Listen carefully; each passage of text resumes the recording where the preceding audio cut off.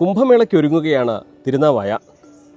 അടുത്ത വർഷം ജനുവരി 18 മുതൽ ഫെബ്രുവരി 3 വരെ കുംഭമേള ഇവിടെ നടക്കുമെന്നാണ് പുറത്തുവരുന്ന വിവരങ്ങൾ.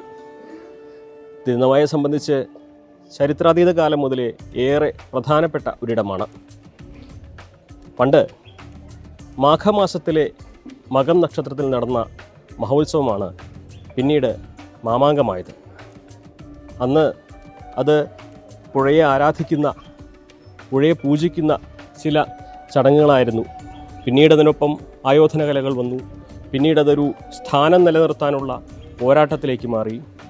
പിന്നീടതൊരു ചോര ചരിത്രം നിറഞ്ഞ ദിവസങ്ങളുടെ ഓർമ്മപ്പെടുത്തലായി മാറി. എന്താണെങ്കിലും കാലങ്ങൾക്കിപ്പുറം കുംഭമേള തിരുനാവായയിലേക്ക് എത്തുമ്പോൾ വിശ്വാസികളെ സംബന്ധിച്ച് തിരുനാവായ പുണ്യം നിറഞ്ഞ ദിനങ്ങളിലേക്ക് തിരിച്ചു പോകുന്നതിൻ്റെ ഓർമ്മകളാകും, അല്ലെങ്കിൽ അനുഭവമാകും നൽകുക. 8 വിഗ്രഹങ്ങൾ ഭൂമിക്കടിയിലേക്ക് താഴ്ന്നുപോയി 9ാമത്തെ പ്രതിഷ്ഠ എന്നുള്ളതിലാണ് നവാമുകുന്ദൻ. നവെന്ന് പറഞ്ഞാൽ മലയാളത്തിൽ 9 ആണല്ലോ. അങ്ങനെയാണ് നവാമുകുന്ദൻ എന്നുള്ള രീതിയിൽ പറയുന്നത്. ഇന്ന് തിരുനാവായ എന്നാൽ പിതൃതർപ്പണത്തിൻ്റെ ഭൂമികയാണ്. തിരുനാവായയിലെ മഹാവിഷ്ണു ക്ഷേത്രം, പുഴയ്ക്ക് അക്കരെയുള്ള ബ്രഹ്മ മഹേശ്വര ക്ഷേത്രങ്ങൾ, അങ്ങനെ ത്രിമൂർത്തി സംഗമസ്ഥാനമായിട്ടാണ് ഈ പ്രദേശം വിശ്വാസികളെ സംബന്ധിച്ച് അറിയപ്പെടുന്നത്.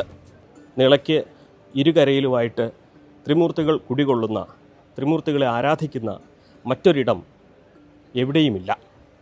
അതുകൊണ്ട് തന്നെ ഇവിടെ ബലിതർപ്പണം ചെയ്യുന്നത് വിശ്വാസികളെ സംബന്ധിച്ച് അവരുടെ പിതൃക്കൾക്ക് മോക്ഷം ലഭിക്കുവാൻ ഇത്രയും ഉത്തമമായ മറ്റൊരിടമില്ല എന്ന സങ്കല്പമാണുള്ളത്. പണ്ട് പരശുരാമൻ തൻ്റെ ബ്രഹ്മഹത്യ പാപം തീരുവാൻ ഇവിടെ എത്തി തർപ്പണം ചെയ്തു എന്നാണ് സങ്കല്പം. അങ്ങനെ ബലിതർപ്പണവുമായി ബന്ധപ്പെട്ട ഒട്ടേറെ വിശ്വാസങ്ങൾ തിരുനാവായയുമായി ബന്ധപ്പെട്ടുണ്ട്.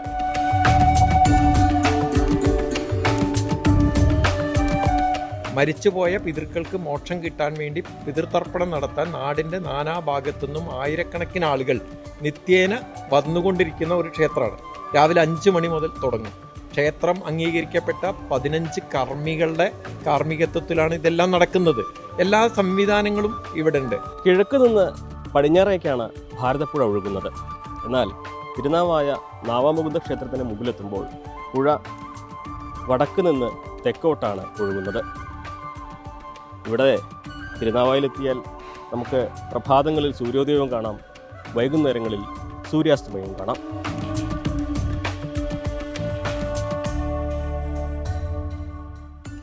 മാഘമാസത്തിലെ മകം നക്ഷത്രത്തിലെ ഉത്സവമാണ് മാമാങ്കമായത്. ആദ്യകാലങ്ങളിൽ അത് ആരാധനയുടേതായിരുന്നു, പൂജകളുടേതായിരുന്നു, ആഘോഷത്തിൻ്റേതായിരുന്നു. പക്ഷേ കാലങ്ങൾ കഴിഞ്ഞപ്പോൾ പിന്നീട് അതൊരു ഏറ്റുമുട്ടലിൻ്റേതായി മാറി. അധികാരത്തിനു വേണ്ടി സാമൂതിരിയും വള്ളുവക്കവനാതിരിയും തമ്മിലുള്ള പോരാട്ടത്തിൻ്റേതായി മാറി. ആ മാമാങ്കത്തിൻ്റെ ഒട്ടേറെ ശേഷിപ്പുകൾ തിരുനാവായിലുണ്ട്. എനിക്ക് പിന്നിൽ കാണുന്ന ഈ പഴുക്കാമണ്ഡപം തിരുനാവായിലെ ഏറ്റവും പ്രധാനപ്പെട്ട മാമാങ്കത്തിൻ്റെ ശേഷിപ്പുകളിൽ ഒന്നാണ്. ഇവിടെ ഇരുന്നാണ് രാജാവും കുടുംബാംഗങ്ങളും മാമാങ്കം കണ്ടിരുന്നത് എന്നാണ് സങ്കല്പം. തിരുനാവായ ക്ഷേത്രത്തിൻ്റെ ഐതിഹ്യം ചരിത്രവും ഏറെ പ്രധാനം. അതേപോലെ തന്നെ ഇതൊരു ചരിത്ര ഭൂമിയാണ്. മാമാങ്കത്തിൻ്റെ സകല ചരിത്രങ്ങളും ഇവിടാണ്. ഇപ്പം മാമാങ്കത്തിൻ്റെ 5 സ്മാരകങ്ങളാണ് ഇവിടെ നിലനിൽക്കുന്നത്. പഴുക്കാമണ്ഡപം മാത്രമല്ല, ഇതിന് കുറച്ചപ്പുറത്ത് നിലപാട് തറയും മണിക്കിണറും മരുന്നറയും അതുപോലെ തന്നെ ചങ്കമ്പള്ളി കളരിയുമൊക്കെ മാമാങ്കത്തിൻ്റെ ശേഷിപ്പാണ്. ഇതെല്ലാം തന്നെ ഇപ്പോൾ സംരക്ഷിക്കപ്പെടുന്നുണ്ട്. പക്ഷേ പൂർണ്ണമായിട്ടും ചരിത്രത്തെ അടയാളപ്പെടുത്തുന്ന പോലെ ഇതെല്ലാം സംരക്ഷിക്കപ്പെടുന്നുണ്ടോ എന്ന ചോദ്യം ഇപ്പോഴും ബാക്കിയാണ്. മാമാങ്കത്തിൻ്റെ സ്മാരകമായി ഇപ്പോൾ സംരക്ഷിച്ചിരിക്കുന്ന മണിക്കിണർ ആണിത്. ഇവിടെ നമുക്ക് കാണാം മണിക്കിണർ എന്ന് ആർക്കിയോളജി ഡിപ്പാർട്ട്മെൻറ്റിൻ്റെ സംരക്ഷിത സ്മാരകമായി നിലനിർത്തിയതിൻ്റെ ബോർഡ് ഇവിടെ കാണാം. ഇതാണ് മണിക്കിണർ. ഇപ്പോൾ അത് കമ്പിയെല്ലാം ഇട്ട് സുരക്ഷിതമായി വെച്ചിരിക്കുകയാണ്. ഇതിൻ്റെ ചരിത്രം മാമാങ്കത്തിൽ മരണപ്പെടുന്ന വള്ളുവനാട്ടിലെ ചാവേറുകളെ കൂട്ടത്തോടെ സംസ്കരിച്ചിരുന്ന കിണർ എന്ന് പറയപ്പെടുന്നു. മൃതദേഹങ്ങൾ കൂട്ടത്തോടെ മണിക്കിണറിലിട്ട് ആനകളെ കൊണ്ട് ചവിട്ടി നിറയ്ക്കുകയായിരുന്നു എന്നാണ് ഐതിഹ്യം. ഇതാണ് ഇവിടെ സംസ്ഥാന സർക്കാരിൻ്റെ ഈ ബോർഡിൽ എഴുതി വച്ചിരിക്കുന്ന ഐതിഹ്യം. ആളുകളൊക്കെ ഈ മാമാങ്കത്തിൽ പരിക്കേറ്റ ചാവേറുകളെ പടയാളികളെയൊക്കെ ജീവനോടെ ഇതിൽ കൊണ്ടുവന്ന് ഇടുകയായിരുന്നു എന്നൊക്കെയാണ് പല ചരിത്ര ഗ്രന്ഥങ്ങളിലും രേഖപ്പെടുത്തിയിട്ടുള്ളത്. അങ്ങനെ ആളുകളെ ജീവനോടെ ചവിട്ടി താഴ്ത്തിയ ഒരിടമാണ് ഈ കാണുന്ന മണിക്കിണർ. ഈ മണിക്കിണറിൻ്റെ സ്ഥാനം ഇതല്ല എന്ന തരത്തിലുള്ള പല പ്രചരണങ്ങളും നടക്കുന്നുണ്ടെങ്കിൽ പോലും നിലവിൽ സംസ്ഥാന സർക്കാരിൻ്റെ ചരിത്രരേഖകൾ പ്രകാരം മണിക്കിണറായി അടയാളപ്പെടുത്തിയിരിക്കുന്നത് ഈ പ്രദേശത്തെയാണ്, ഇതിനെയാണ്. അതുകൊണ്ട് തന്നെ ചരിത്രത്തെ അറിയാൻ ആഗ്രഹിക്കുന്നവർ, ചരിത്ര വിദ്യാർത്ഥികളൊക്കെ കാണേണ്ട, അറിയേണ്ട ഒരിടം കൂടിയാണ് ഈ മണിക്കിണർ.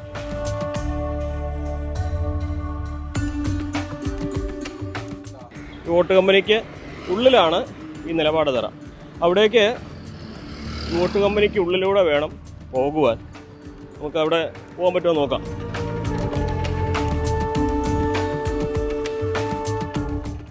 ഇത് തിരുനാവായ ക്ഷേത്രത്തിൽ നിന്നും തിരൂർ റോഡിലാണ് ഈ ഒരു സ്ഥലം സ്ഥിതി ചെയ്യുന്നത്. അങ്ങോട്ടുള്ള വാതിൽ ഇവിടെയാണ്, അത് അടഞ്ഞു കിടക്കുകയാണ്. സർക്കാർ സ്മാരകമായി പ്രഖ്യാപിച്ച ഒരു സ്ഥലത്തിൻ്റെ അവസ്ഥയാണ്. അവിടേക്ക് എത്തിച്ചേരാൻ ഒരു സഞ്ചാരി അല്ലെങ്കിൽ ഒരു ചരിത്ര വിദ്യാർത്ഥി എടുക്കേണ്ട കഷ്ടപ്പാടാണത്. ഇവിടെ നോക്കിയാൽ കാണാം, ദാ കാണുന്നതാണ് നിലപാട് തറ എന്ന് പറയാം. അവിടെ ആർക്കിയോളജി ഡിപ്പാർട്ട്മെൻറ്റിൻ്റെ ബോർഡെല്ലാം കാണാൻ കഴിയുന്നുണ്ട്. മാമാങ്കത്തിൻ്റെ ഒരു ചരിത്രമൊക്കെ വിവരിച്ചുകൊണ്ടുള്ള ബോർഡും അതെല്ലാം ഇവിടെ ഉണ്ട്. പക്ഷെ നമുക്ക് ഒരാൾക്കത് കാണണമെങ്കിൽ ഒരു വഴിയുമില്ല. ഇതാണ് ചരിത്ര സ്മാരകങ്ങളൊക്കെ സൂക്ഷിക്കുന്ന ഇടത്തെ അവസ്ഥ. ജനുവരി 18 മുതൽ ഫെബ്രുവരി 3 വരെ കുംഭമേള തിരുനാവായിൽ നടക്കുമെന്നാണ് ഇപ്പോൾ ലഭിച്ചിരിക്കുന്ന വിവരം. എന്നാൽ അതിൻ്റെ ഒരുക്കങ്ങളൊക്കെ നടക്കുന്നേയുള്ളൂ. ആദ്യഘട്ടത്തിലെ ചർച്ചകൾ തന്നെ പുരോഗമിക്കുകയാണ്. ക്ഷേത്രം ഭാരവാഹികൾക്ക് അതേക്കുറിച്ച് പൂർണ്ണമായ വിവരങ്ങൾ ഇപ്പോഴും ലഭിച്ചിട്ടില്ല. പക്ഷേ വരും ദിവസങ്ങളിലാകാം അത്തരം കാര്യങ്ങൾ വിശദമാവുക. ഇതുപോലുള്ളൊരു ത്രിമൂർത്തി സംഗമ സ്ഥാനം ഇന്ത്യയിൽ വേറെ എവിടെയെങ്കിലും ഉണ്ടോ എന്ന് എനിക്കറിയില്ല. അത്രയും പ്രസിദ്ധമാണല്ലോ. അതിൻ്റെ മുമ്പിൽ നവാമുദ്ദ നോക്കി നിൽക്കുന്നതിൻ്റെ ഭാരതപ്പുഴയാണ്. അപ്പോൾ അത്രയും പ്രസിദ്ധമായിട്ടുള്ള ഒരു ക്ഷേത്രവും പ്രദേശവുമാണ് തിരുനാവായ. 2016 മുതൽ തന്നെ മാഘമാസത്തിലെ മകനക്ഷത്രത്തിൽ തിരുനാവായിൽ ഒട്ടേറെ പരിപാടികൾ നടക്കാറുണ്ട്, ഒട്ടേറെ ചടങ്ങുകൾ നടക്കാറുണ്ട്. അത് പുഴയുടെ പൂജയാവട്ടെ, ആരതി ഒഴിയുന്നതാകട്ടെ, സന്യാസി വര്യന്മാരെ കൊണ്ടുവന്നുള്ള ചടങ്ങുകളാകട്ടെ, അത്തരത്തിൽ മാമാങ്കത്തെ ഈ ചരിത്രത്തിലേക്ക്, ഇന്നിലേക്ക് കൊണ്ടുവരാനുള്ള ഒരുപാട് ശ്രമങ്ങൾ നടക്കുന്നുണ്ട്. ഇപ്പോൾ കുംഭമേള കൂടി എത്തുന്നതോടെ നിളാനദി, തിരുനാവായ അതിൻ്റെ ചരിത്ര പ്രാധാന്യമുള്ള ആ ദിവസങ്ങളിലേക്ക് തിരിച്ചു പോകുന്ന ഒരു സാഹചര്യമാകും. നിളയുടെ തീരങ്ങൾ വീണ്ടും പൂജകളാലും വേദമന്ത്രങ്ങളാലും മുഖരിതമാകും. ഭാരതത്തിൻ്റെ വിവിധ ദേശങ്ങളിൽ നിന്ന് സന്യാസി വര്യന്മാരും പണ്ഡിതന്മാരും ഇവിടേക്കെത്തും. കഴിഞ്ഞ വർഷം നടന്ന മഹാകുംഭമേളയെ അനുസ്മരിക്കുന്ന വിധം നിളയുടെ ഈ തീരവും കുംഭമേളയ്ക്ക് വേദിയാകും. അങ്ങനെ തിരുനാവായ വീണ്ടും ചരിത്രകാലങ്ങളിൽ എപ്രകാരമായിരുന്നോ അടയാളപ്പെടുത്തിയിരുന്നത് ആ കാലത്തിലേക്ക് തിരിച്ചു പോകും. എന്നാണെങ്കിലും നിളാനദി ഒഴുകുകയാണ്. ഓരോ നിമിഷവും മാറുന്ന നിള ഇനി ആ പഴയ കാലങ്ങളിലേക്ക്, ഭാരതത്തിൻ്റെ ചരിത്രങ്ങളിലേക്ക്, പൗരാണികതയിലേക്ക് തിരിച്ചൊഴുകുന്ന ഒരു സമയം അടുക്കുകയാണ്. തിരുനാവായിൽ നിന്നും ജിഷാദ് വളാഞ്ചേരിക്കൊപ്പം CV അനുമോദ്, ന്യൂസ് 18.